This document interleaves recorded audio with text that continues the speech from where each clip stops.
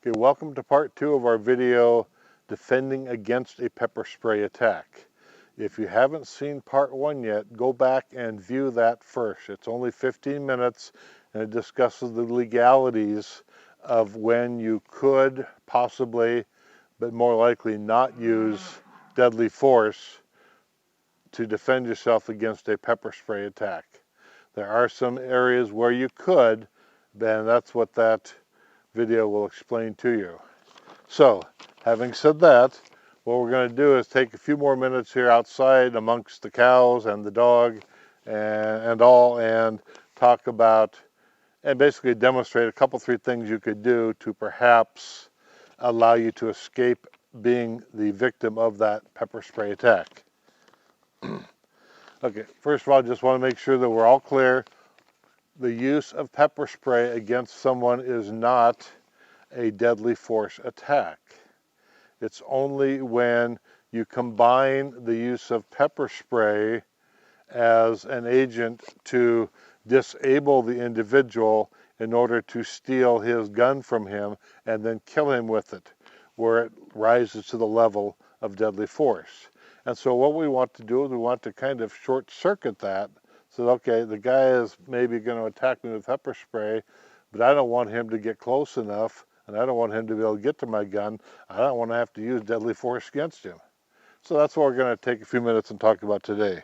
There's 3 different types of pepper sprays, and so I just wanted to point out to you the different types.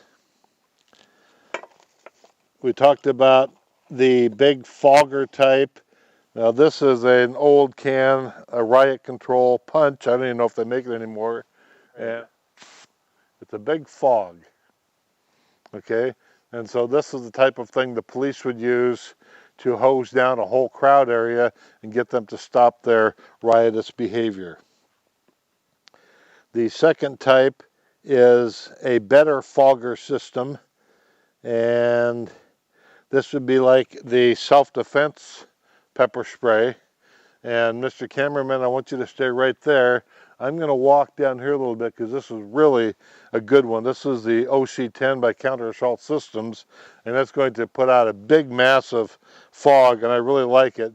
And as soon as it does, I'm going to retreat back towards you because I don't want to have any of this get anywhere close to me. Okay, ready to go? See?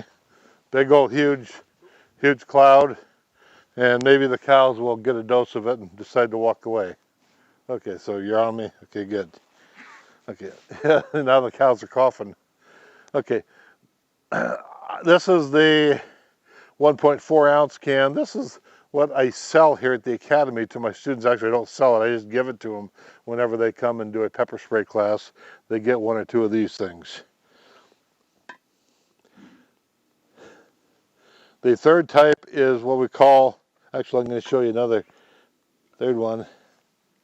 This is a stream, and yeah, I'm sorry there, cow, you shouldn't have been around.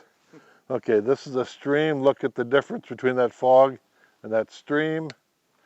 Okay, that's primarily used in a correctional setting or perhaps in law enforcement to really pinpoint one individual in a crowd to contaminate that person. That doesn't mean that you're not going to get some secondary contamination around you, but it's a lot easier to control where the pepper spray goes. And then lastly, we've got some of the very small units. This is a 15-gram unit, and again, it's old. And this is what I specifically don't recommend a person get. Look at the little tiny spray out there. I mean, unless you're within 3 or 4 feet of that person, that you're not going to affect them.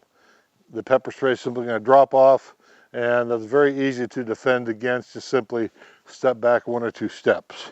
Okay, so now we're going to transition to talking about some tactics to use when confronted with a person who is threatening you with pepper spray.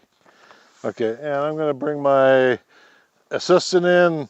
William Blackledge works for the Academy, or works for the network, and you may even talk to him on the phone. So if he is threatening me with pepper spray And I'm going to have him threaten me with this training unit, but I don't want to spray it yet. Okay, so he is set, and he's going to say something like, I'm going to spray you. So, I'm going to spray you right now. Okay, so, thanks, Mac. Okay, knowing that, if I just lower my head and squint my eyes, and he sprayed, he probably wouldn't contaminate my eyes. And so that would be one thing. And we've tested all these theories out in our training classes, and they seem to work pretty good as far as defenses. That would be a passive way. John, why don't you move back a little bit? William, come closer here. Okay, so he does the same thing again. I'm going to spray you. I'm going to move right into him. Okay, and so as he's thinking about spraying me, I'm going to come in and I'm going to control him. This is what I ended up with. So the follow-up would be to throw him down on the ground and control him, and then disarm that can of pepper spray. If I simply go ahead, control right here, try to spray me. Okay, that's good. That's good. That's good. I couldn't let go. Okay. I got my hand wet, but he's not going to contaminate me. So if I moved in on him, I'm going to come up again. If I moved in and controlled him right here, now I ended up right here. So what I would probably do right here would be a neck twist takedown. So I'm going to take whatever he gives me as the opponent. So that would be to close in and control physically. And if you can grab a hold of that can and smother it with your hand, then that's great. Okay, you'll notice that I am wearing eye protection and a ball cap. There's a reason for that, is because if someone is spraying me with pepper spray and I lower my head and get the ball cap down here, there's a good chance I can survive at least that initial blast. It would eventually work up underneath the eyeglasses. It would contaminate my mouth and I would feel the burning, but hopefully I could still use my mobility to get the heck out of there. Okay, another thing you could do, go ahead and just raise it again. I'm going to spray you. Okay, I'm going to come up here, shield, and then retract away to the point where I'm now out of the range of that can of pepper spray. Okay, one thing I want to point out, I've got a Airsoft Dummy Gun on.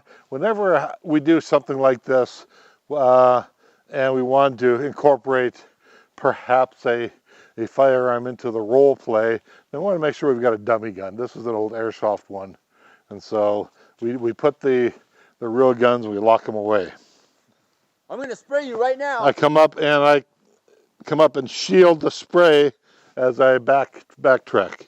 Now, seeing the size of the canister, I know from my training and experience that if I'm 8 feet away, he's not going to be a threat to me. He says, I'm going to spray you right now. I just take and get the heck out of there. I can turn around and start moving before his brain registers the fact that I'm leaving. And frankly, that is the best, most logical way to counter the attack with pepper spray.